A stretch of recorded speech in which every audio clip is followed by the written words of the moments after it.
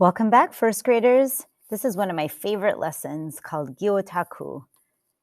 After watching the two videos that I posted, I'm just going to review with this quick slideshow, and then you can go ahead and make your own Gyotaku. What a Gyotaku is a Japanese fish printing. And so this is a modern day look at that. The artist used some rice paper, and then they had a live, or not a live fish, but they had a real fish where they put ink down on, and then they pressed the paper onto the fish and then pulled it up to reveal a print. So before you start the assignment, it's good to be aware of what parts make fish fish.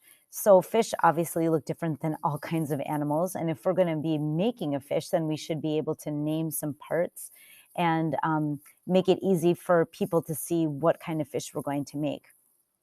So fish often will have kind of like this oval or longer shaped body. Some fish are rounder, some fish aren't.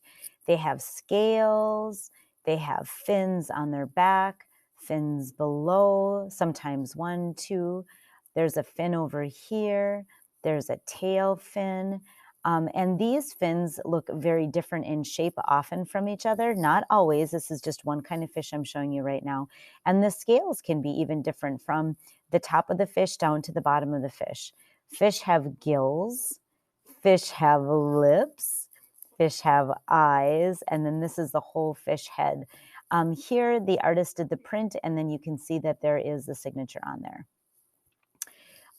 Before we move on, then take a look at these two fish. So these would be more fish that we would see around this area. This one is a walleye over here. For you fishermen, you probably know that. And take a look at how skinny and wide these lips are compared to this kind of fish with smaller mouth and then larger lips. Take a look at how different that eye looks from this eye over here. Walleyes have a different kind of an eye that looks kind of glassy like that. Take a look at the gills from this fish compared to this fish.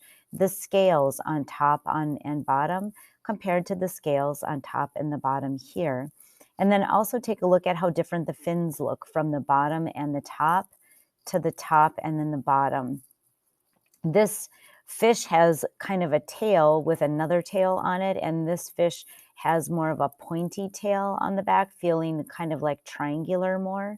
And this fish feels more like a rectangle or a square more with that tail. And this is a long, skinny body compared to a round body with a tail kind of attached. So the reason why I'm having you look at these kinds of different fishes is just what parts look the same and what parts look different. They all have eyes and lips and scales and fins, but they look different individually from each other. So that will help you when you go to decide on what kind of fish you want to make for your assignment. Here's some examples of one that was done by a professional, and then here's some ones that were done by professional first graders. So there's all different kinds of ways that you can make fish and add friends and add bubbles and add your own unique ideas to the Gyotaku fish print. Happy stamping, first graders. Thanks for watching. Bye.